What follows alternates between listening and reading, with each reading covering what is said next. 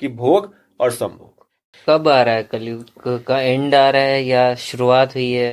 बस सनातन धर्म में एक चीज है तो धर्म के विरुद्ध है, जब भगवान कल की आएंगे धरा पर। जरासंध, शिशुपाल, इनका मरना आवश्यक था।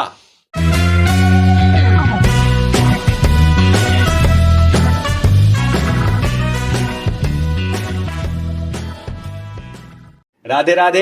राधे राधे अच्छा, सर। राधे राधे जो है दो तरीके से बोलते हैं लोग। आप हाँ जी। राधे राधे कहते हैं या राधे राधे कहते हैं? तो राधे अच्छा, राधे। देखिए, जब आप राधे कहते हैं ना, तो महाभारत में जो राधे हैं वो राधा रानी नहीं है, वो भगवान कृष्ण कर्ण को बुलाते हैं राधे के नाम से, क्योंकि कर्ण की जो माता जी हैं हाँ उनका जी। नाम राधा था। तो वो वाला राधे अलग हो गया। बाई चांस देखिए, अब जैसे आप राधे बोल रहे हैं, आप आगे जब आप ये अपने शरीर का त्याग करते हैं और जाते हैं भगवान कृष्ण के पास, तो कहते हैं कि मैंने तो राधे राधे कह के आप कई बार पुकारा, आप आए नहीं। तो बोलेंगे आप तो कर्ण को पुकार रहे थे, राधे कह रहे थे। जस्ट फॉर फन, ये तो एक छोटा जी सा जी बस जी। वो बात है, बस इस भाव को देखा करते हैं वो, वैसे भी बिल्कुल वो सही बात प्रेम है। भाव है। अच्छा, राधा रानी के बारे में ना बहुत से लोग जानते नहीं है, बस उनको ये पता है कि वो वृषभानु जी की पुत्री थी, पर असल में उनका जो जन्म हुआ था वो वृषभानु और माता कीर्ति से नहीं हुआ था। वो यमुना में एक कमल के फूल के ऊपर तैरते हुई मिली थी वृषभानु जी को। और जो माता जी उस समय प्रेग्नेंट थी, जो वृषभानु जी की जो भार्या थी, वो उस समय गर्भवती थी, पर उनको वायु हुई थी। राधा रानी असल में तैरती हुई मिली थी, और राधा रानी कोई अलग नहीं है। उनको ना बहुत से लोग भगवान कृष्ण से राधा रानी को एक अलग आइडेंटिटी बनाने की कोशिश करते हैं अपने पर्सनल कुछ मीन्स की वजह से, पर असल में राधा रानी भगवान कृष्ण का ही फेमिनिन साइड है। बेसिकली उनको, आप बहुत से लोग बोलते हैं कि भगवान कृष्ण की 8 भार्या थी, माता रुक्मिणी थी, उसमें बहुत सी, मतलब उसमें थी 8 भार्या थी, तो अब उसमें राधा रानी क्यों नहीं है, जबकि राधा रानी तो बचपन का प्रेम थी। तो राधा रानी को आप अलग कैसे कर सकते हो भगवान कृष्ण के? इससे ये तो पॉसिबल ही नहीं है, संभव ही नहीं है। राधा रानी तो भगवान कृष्ण का ही एक रूप है, वो उनसे अलग नहीं है। भगवान कृष्ण के इस पृथ्वी पर, भगवान विष्णु के, भगवान कृष्ण का अवतार लेके इस पृथ्वी पर आने से पहले बहुत से लोग आए थे यहाँ पर। जब भगवान कृष्ण के जो पिता थे वासुदेव, जब उनका जन्म हुआ था तो आसमान में ढोल नगाड़ों की आवाज आई थी। जो आप उल्लेखों में पढ़ेंगे तो ढोल नगाड़ों की जो आवाज आई थी, उसको एक शब्द मिला था, वो वासुदेव जी के जन्म पे मिला था, क्योंकि उस समय जो सुप्रीम आइडेंटिटी थी, जो 64 कलाओं वाले अवतार थे भगवान विष्णु जो 64 कलाओं वाले अवतार थे, उनका जन्म होना था वासुदेव जी के यहाँ। उससे पहले जो लोग आए थे, जितने भी लोगों का जन्म हुआ है, जितने भी मनुष्य इस धरा पर आए हैं, उन सब के लिए कुछ आकस्मिक कुछ ना कुछ हुआ है, जैसे आकाशवाणी हुई है या कुछ धरती पर कोई बदलाव आया है। भगवान विष्णु जब आगे कल्कि के अवतार में आएंगे तब भी ऐसा ही होने वाला है। आपको क्या लगा करता है जो मैं कर रहा हूं वो मैं एक अकेला बस मैं ही कर रहा हूं? ऐसे बहुत सारे लोग हैं जो कर रहे हैं। क्या कर रहे हैं? एक वो धरा तैयार कर रहे हैं कल की अवतार के आने के लिए। आने से पहले जो लोग आते हैं, मैं तो एक बहुत छोटा रूप हूं उसमें, मेरे जैसे अभी बहुत सारे लोग आने हैं। वो जो एक ट्रांसफॉर्मेशन प्रोसेस है ना, वो चल रहा है तो फिलहाल। कब आ रहा है? कलयुग का एंड आ रहा है या शुरुआत हुई है? तो जब वासुदेव जी का जन्म हुआ था तो आसमान में जो वो बिजली कड़की थी ना, वो आनक दुदुम्भी करके जिसे बोलते हैं शब्द उन्हें दिया गया था, वो वासुदेव जी का एक नाम था कि हाँ भाई, गड़गड़ाहट हो रही है आसमान में, अब वासुदेव जी आए हैं। अब इनके बाद वो सुप्रीम आइडेंटिटी भगवान विष्णु के जो अवतार हैं वो इस धरा पर आने वाले हैं। तो मतलब अगर एक तरह से बोला जाए तो वो धरा जो है वो उसको सतह पर लाने के लिए, भगवान विष्णु के अवतार भगवान श्री कृष्ण को सतह पर लाने के लिए, धरा पे लाने के लिए पहले से ही हर चीज उपलब्ध कराई जाने लगी थी। कहां पैदा होंगे, कहां पर पलेंगे, कहां बड़े होंगे, ऐसे ही होगा। जब आगे आने वाला जो समय है ना, ऐसे ही होगा जब भगवान कल की आएंगे धरा पर। तो सारे भगवान मिलने भी आए थे शायद। हाँ, मैंने देखा है बहुत सारे वीडियोस में लोग कहते हैं कि कल की होंगे तो देखिए कितने पावरफुल होंगे, कि उनके लिए बजरंग बली भी यहाँ पर हैं, अश्वत्थामा भी यहाँ पर हैं, ऋषि मार्कंडे भी यहाँ पर हैं, ऋषि देवा। एक बात सोचिए, जब रामायण हुई थी तब भी सारे भगवान थे, सारे भगवान किसी न किसी रूप में वहां पर थे। जब त्रेता में रामायण हुई थी और द्वापर में जब महाभारत हुई थी तो आठों वसु वहां थे। भगवान भगवान कृष्ण तो वहां थे ही, बजरंगबली उसके ध्वज पर थे। ठीक है, अर्जुन खुद इंद्रदेव के आंशिक अवतार थे। अश्वत्थामा चाहे भले ही कैसे भी हों, लेकिन वो थे तो क्रोध काम से उत्पन्न हुए भगवान शिव के अंशी थे वो। गुरु द्रोणाचार्य ऋषि बृहस्पति के आंशिक अवतार थे। और सुनिए, द्वापर का जितना भी पाप था, जो पाप था द्वापर का, उसके अवतार कौन थे? शकुनी। शकुनी द्वापर के पाप के अवतार थे। ऋषि पुलिस्त की जो 10 अवतार 100 अवतार थे, वो थे दुर्योधन के 100 भाई। ऋषि पुलिस्त कौन थे? जो रावण के ग्रेट ग्रेट ग्रैंडफादर थे, मतलब परदादा दादा जो थे वो ऋषि पुलिस्त के, उन्हीं के पौड़ पुत्र तो रावण थे, तो उन्हीं के ही आंशिक अवतार दुर्योधन थे। उनके 100 भाई जो थे पुत्र, तो सब लोग थे वहां पर। युद्ध जब होता है तब उसमें ऐसे, जब धर्म युद्ध होता है, मैं इन युद्ध की बात नहीं कर रहा जो रशिया और यूक्रेन में हो रहा है, इस युद्ध की बात, जब धर्म युद्ध होता है तो उसमें इंसानों की आवश्यकता बहुत कम होती है। उसमें राक्षस प्रवृत्ति के लोग जो होते हैं, उन्हीं से राक्षस उत्पन्न होते हैं, और जो देव प्रवृत्ति के जो लोग होते हैं, उनसे देवगण उत्पन्न होते हैं। देव कम होते हैं, उनकी जो देवों की जो प्रजनन क्षमता होती है वो कम होती है। जो राक्षस होते हैं उनका जो कुल है वो बहुत जल्दी से बढ़ता है, क्योंकि वो ऐसे आपको प्रलोभन दिया करते हैं कि ये होगा। हम लोग आधारित किस पे हैं? अगर हमारा देखा जाए, जो बचपन में हम जो शिष्य होता है वो किस पे आधारित होता है? क्या बोलते हैं उसके माँ बाप कि पढ़ाई कर लो, तुम्हें अच्छी नौकरी मिल जाएगी, नौकरी मिलने के बाद क्या होगा? अच्छी जगह शादी होगी, लड़की, मतलब भोग और संभोग, इसी पर आधार है जीवन का हमारे। और ये कौन सिखा रहा है? ये हमारे जो बड़े बुजुर्ग हैं वो सिखा रहे हैं हमें कि हमारा जो भोग है, संभोग है। अगर हम अपने बच्चे को शिक्षा दे रहे हैं अच्छी, तो उसको ये भी शिक्षा दें कि तुम्हें अपने जीवन में कुछ अच्छी चीज करनी है, आगे बढ़ना है, अपने धर्म का भी कार्य करना है।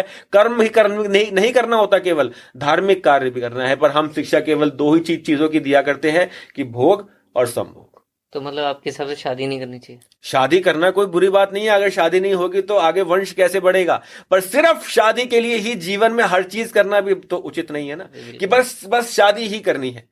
भाई, आपका जन्म हुआ है यहां पर, अगर पृथ्वी पर आप आए हैं सिर्फ शादी करने के लिए, सिर्फ आबादी बढ़ाने के लिए, बस यही योगदान है इस बस पृथ्वी पर, और कोई योगदान नहीं है। इतने बड़े बड़े ऋषि हुए, गुरु धरीची हुए, आगे विवेकानंद जी हुए, बहुत सारे ऋषि मुनि हुए, क्या योगदान देके गए? वो योगदान ही तो हम खा रहे हैं बैठ के। अगर वो उनका धर्म और कर्म का योगदान ना होता तो फिर बस वो शादी करते, बच्चे पैदा करते और चले गए होते। आपने भी शायद शादी नहीं करी है? मेरी शादी विचाराधीन है, मतलब हो सकता है कि भविष्य में हो और हो सकता है कि ना हो, वो भगवान जैसा चाहेंगे। ये तो है, उनकी इच्छा से हो रहा है। तो ये दुर्योधन भी जो थे वो कलयुग के एक अंश थे, ऐसा कुछ था? दुर्योधन अपने आप में द्वापर के अंश नहीं थे। दुर्योधन तो राक्षस प्रवृत्ति के एक योद्धा थे बेसिकली, और वो जो कर रहे थे वो कोई अगेंस्ट नहीं था। ऐसा नहीं था कि वो किसी चीज के अगेंस्ट जाके विरोध में कुछ कर रहे हो। वो प्रवृत्ति है जो दुर्योधन कर रहा था, बेसिकली वो प्रवृत्ति है, इंसान की प्रवृत्ति है वो। भाई, मेरा राज्य है, मेरे पिताजी का राज्य था, वो पिताजी से मुझे मिलना चाहिए। ये क्या बुरी सोच है क्या? ये सोच सही है, लेकिन उस प्रवृत्ति में एक चीज उसने जो की वो अनुचित थी, जो भगवान श्री कृष्ण को सही नहीं लगी। भगवान श्री कृष्ण ने कहा, भाई 5 गांव दे दो पांडवों को तो तुमसे और कुछ नहीं मांगेंगे, हमारा अपना वंश है, अपना कुल है, सब लोग आपस में तो हैं, कोई चाचा है, कोई मामा जी हैं, सब रिश्तेदार ही तो हैं, कोई अलग अलग थोड़ी ना है, सब रिश्तेदार तो हैं, दे दो। अब उसको ये लोभ आ गया, जो मामा शकुनी जी थे ना, वो थे द्वापर के पाप के अंश। उन्होंने ये उसको लोभ दिया कि क्यों देना इन्हें कुछ देने की आवश्यकता है ही नहीं। अगर दुर्योधन, अब आप एक चीज सोच के देखिए, आपको एक बड़ी ही गंभीर बात मैं बताने वाला हूं यहां पर। भगवान कृष्ण को यह बात पता थी कि कर्ण जो हैं वो माता कुंती के ज्येष्ठ पुत्र हैं, पता थी? हाँ जी, हाँ जी। ये भगवान कृष्ण को ये बात पता थी ना। अब भगवान कृष्ण अगर जाके युधिष्ठिर को ये बात बता देते कि भाई कर्ण जो है वो तुम्हारे ज्येष्ठ भ्राता हैं, तुम्हारे बड़े भाई हैं, तो क्या किसी भी संभवता, कोई भी संभवता भगवान, कोई ऐसा संभव है कि युधिष्ठिर ये युद्ध करते? कभी भी नहीं करते। नहीं करते, बिल्कुल नहीं करते भाई, कभी नहीं करते। वो अपने ही बड़े ज्येष्ठ भ्राता के विरुद्ध युद्ध नहीं करते, जो उनके सगे भ्राता के तरह हैं, बिल्कुल कभी भी युद्ध नहीं करते, और युद्ध होता ही नहीं।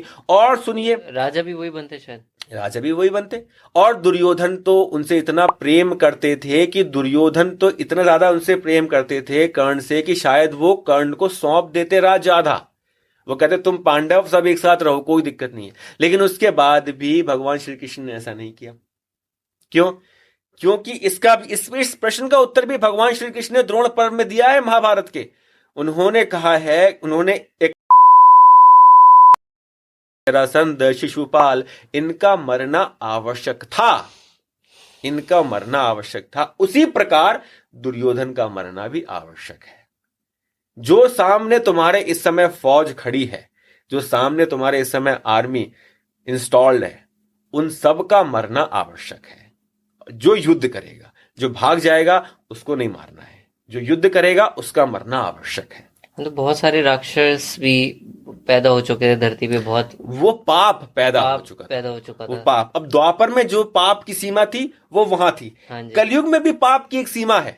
वो कब है, मतलब आपके हिसाब से? वो पाप की सीमा का प्रारंभ हो चुका है हमारे सामने। आप खुद देख लीजिए, आज जो है 12-12 साल के बच्चे, आप रील्स पे जाके देखिए वो क्या कर रहे हैं, वो कैसी कैसी चीजें देख रहे हैं और कैसी कैसी चीजें कर रहे हैं।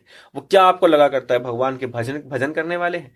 हम यहाँ पर, मैं इस समय मथुरा में हूँ, आपके साथ बैठा हूँ, यहीं पर मथुरा में बहुत सारे मंदिर हैं। यहाँ पर जो लोग आते हैं उनसे कह दो कि भाई अपने मोबाइल है वो घर पर रख के आओ, आएंगे मंदिर? नहीं, बिल्कुल नहीं। वो क्या बनाते हैं कि यहाँ मैंने चेहरा किया, यहाँ चेहरा किया, यहाँ चेहरे पे तिलक नहीं था, यहाँ चेहरे पे तिलक आ गया, बस इतना ही है। मेरे धर्म के प्रति जो भाव है, इतना इसमें कोई बुरी बात नहीं है। मैं कहता हूं कि बहुत अच्छी बात है। अगर आपका इतना भी भाव है ना, बहुत बड़ी बात है, क्योंकि आज के समय में इतना भाव लाना भी संभव नहीं है। जो भाव आज के समय लोगों का है ना, इतना भाव भी ले आए ना, वो भी बहुत बड़ी बात है। कि हाँ भाई, मैं चेहरा यहां कर लिया तो मैं अधर्म में था, यहां आ गया तिलक लगा लिया मैं धार्मिक हो गया। भाई इतना बड़ा भाव है, ये भाव भी बहुत। अब इस भाव को अगर आप रखें तो बात है। अब ये ना हो कि घर जाने के बाद मेरा भाव बदल गया है, अब घर में गया हूं तो अब मैं वो करूंगा जो मेरे धर्म के विरुद्ध है। और सनातन धर्म में ऐसा कुछ नहीं है कि धर्म के विरुद्ध ये है, धर्म के विरुद्ध वो है। बस सनातन धर्म में एक चीज है तो धर्म के विरुद्ध है, कि अपने धर्म को ना मानकर दूसरे धर्म में अपनी आस्था को लेकर जाना, वो एक चीज है जो नहीं होनी चाहिए। बाकी अपने धर्म को मानो, दूसरों को भी मानो, कोई किसी ने मना नहीं किया, सनातन किसी को मना नहीं करता। इतनी ज्यादा जो यहां पर लिबर्टी है, आजादी है, वो मुझे नहीं लगता किसी और प्रारूप में किसी और को मिलने वाली है। यहाँ हर चीज की आजादी है। आप क्या मानते हैं? आप भगवान का क्या है? आपको लगा करता है कि भैया चलो भाई सगुण साकार निगुण निराकार, जो भी आप मानते हो वो आपके ऊपर निर्भर करता है। कि भाई मैं मूर्ति में भगवान को नहीं मानता, मत मानो। किसी ने कहा है मूर्ति में भगवान को मानने के लिए? हमारे धर्म में ही ऐसे बहुत सारे विभाजन हो रखे हैं, मूर्ति को नहीं मानते, मत मानिए आप मूर्ति को। आप पानी कितने दिन पी सकते हैं? बिना पानी पिए कितने दिन जीवित रहेंगे ये बता दीजिए। 3 दिन बिना पानी पिए 3 दिन जीवित रह लेंगे तो 3 दिन बाद मर जाएंगे। पानी भगवान है, नदी को तो मान लोगे ना कि भगवान है। जिसके बिना जीवित नहीं रह पाओगे उसको तो भगवान मानोगे, या उसको भी नहीं मानोगे? नहीं, ये तो बिल्कुल सही बात है। हमारे सनातन में जितना मेरे को पता है, लोगों को तो पता भी नहीं है सनातन धर्म हमारा है क्या, एक्चुअल में क्या क्या चीज बताता हो। तो कण कण में भगवान बता रहे हैं, तो कण कण को पूजने के लिए भी कह रहे हैं। भाई कहते हैं कि कण कण में शंकर है। शंकर का मतलब क्या है? असंख्य कण। शंकर कोई एक मूर्ति का नाम नहीं है। लोगों ने मूर्ति बना दिया कि शंकर भगवान की मूर्ति है। शंकर भगवान मूर्ति का नाम नहीं है। शंकर एक शब्द है जो इस धरा को दिया गया है। असंख्य कण, आ हट गया है, अपभ्रंश हो गया है, क्या बोल दिया? शंकर। शंकर कौन है? भगवान शिव। हर चीज में है तो भगवान शिव है। असंख्य कण, भगवान शिव, शंकर, ये अपभ्रंश हुआ है। अब उसको मूर्ति का रूप दिया है, क्योंकि मूर्ति पूजन का एक बहुत बड़ा आधार है।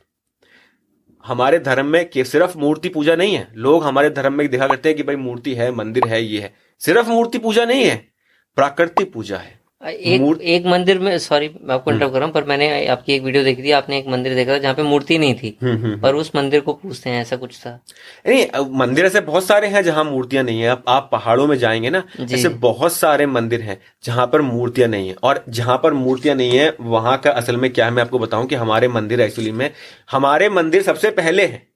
आप विजयनगर के मंदिर को देख लीजिए, जो जो जो पत्थरों को काट के तराश के नीचे से ऊपर की तरफ जी बनाया जी, गया है। देखिए, आपने देखा होगा, देखा, हाँ जी। हमारे मंदिर सबसे पुराने हैं, सबसे पहले हैं। मंदिर से ही हमारे आगे आने वाले जो विभाजन हुए हैं धर्म में, उन्होंने अपने अपने प्रारूप बना लिए हैं कि भाई ऐसे होंगे। हमारे मंदिर जो थे उनका एक बहुत ही बड़ा उनके पीछे कारण था, रहस्य था, ऐसा मान्यता थी। जो हमारे पुराने जो लोग हैं, पहाड़ के भी बहुत से लोग ऐसे मानते हैं, और भारत का तो दक्षिणी हिस्सा है, वहां के भी ऐसे बहुत से लोग मानते हैं कि मंदिर बेसिकली 4 पिलर थे, उसके ऊपर एक विमान आके उतरता था। और जो हमारे डाइटी हैं, चाहे देवता आप जो भी मान लो, जो हमारे 33 कोटि देवता हैं, वो जो भी मान लो आप, वो बीच में से निकलकर आते थे और वहां विराजमान होते थे, जहां पर आज के समय में हम लोग मूर्ति रखा करते हैं। ऊपर से उतरे। आप वो चीज अगर आप अपने दिमाग में पिक्चर कर लो तो आपको मूर्ति का प्रारूप मिल जाएगा। अब लोगों का ये मानना है कि भाई यूएफओ है, ये जो आप बता रहे हो, तो यूएफओ हो गया बेसिकली एक जो जो साइंटिस्ट ने डिस्कवर किया हाँ जी। है कहाँ यूएफओ। अब आप एक चीज सोच के देखो, सबूत उस चीज के मिल सकते हैं जो इंसान ने बनाई है। जैसे आपने प्लास्टिक बनाई है, ये प्लास्टिक कई हजार साल लगेंगे इसको फॉसिल फ्यूल बनने में, ठीक है, तो इस चीज के सबूत आपको मिल जाएंगे कि हाँ भाई च्युइंगम है, च्युइंगम आपको सबूत मिल जाएगा, 100 साल लगेंगे, ये पिघलेगी नहीं, गलेगी नहीं। हमारे जो पूर्वज थे, बहुत ज्यादा उनके अंदर इस चीज की भावना थी कि पृथ्वी के किसी भी हिस्से को बर्बाद ना किया जाए। अगर आप महाभारत रामायण काल देखेंगे ना, तो आपको बड़े बड़े 8 मंजिला बिल्डिंगें बनाई हुई दिखाई नहीं पड़ेंगी। हाँ, देखो बिल्डिंग थी, लेकिन ऐसी नहीं थी जो हमने आज की डेट में बनाई है। वो बिल्डिंग क्या थी? पत्थरों से ही निर्माण कार्य किया जाया करता था, क्योंकि पत्थर भूभाग का हिस्सा है। कहीं हमने सीमेंट नहीं बनाया, हमने ईंट नहीं बनाई उससे, फिर हमने ये महल नहीं खड़े किए, क्योंकि वो चीज सही नहीं थी।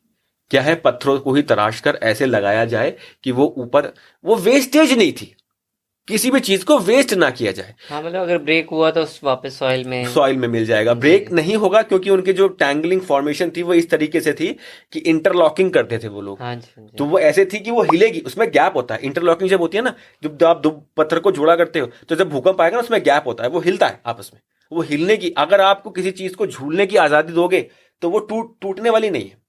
टूटेगी तब जब वो रिजिड होगी, जो बिल्कुल एकदम कठोर होगी ना, तो ऐसे टूट जाएगी। ऐसे इंसान है। हाँ, इंसान पता है क्या है? इंसान कठोर है अपने माँ बाप के लिए, पर वो बाहर कोई आएगा ना, दोस्त आ चल सिगरेट पीते हैं, वहां कठोर नहीं है। नहीं, ये बड़ा एंजॉय वाला काम कर रहा हूं मैं, हाँ लेट्स डू दिस, ये करते हैं।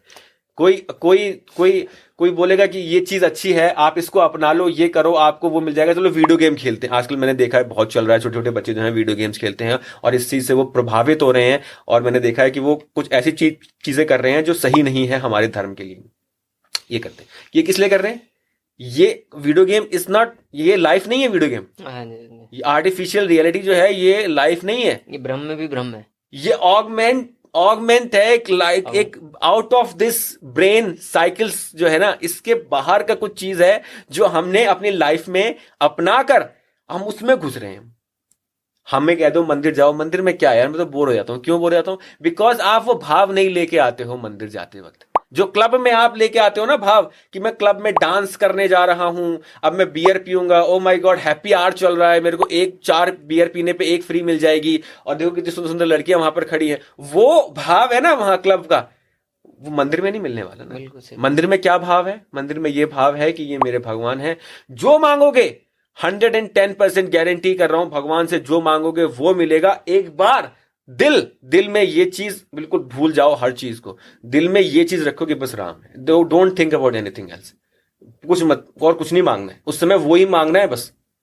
तो क्या नाम जपें हम? राम नाम जपें या कृष्ण जी का नाम जपें, या दोनों का जैसे एक साथ हरे कृष्ण हरे राम जपें, हरे कृष्णा हरे राम से बढ़कर इससे कुछ है ही नहीं नहीं। फिर हर हर महादेव से बढ़कर, हर हर महादेव क्या है? हर हर महादेव, व्हाट इज हर हर महादेव? कोई वॉर क्राई नहीं है हर हर महादेव। कोई युद्ध में लड़ने के लिए नहीं जा रहे हैं कि हर हर Mahadev let's go for battle. नहीं, हर हर का मतलब सब कुछ हर लो जो इस पृथ्वी पर मेरे विरुद्ध है, मेरे शरीर के लिए सही नहीं है, वो चीजें हर लो।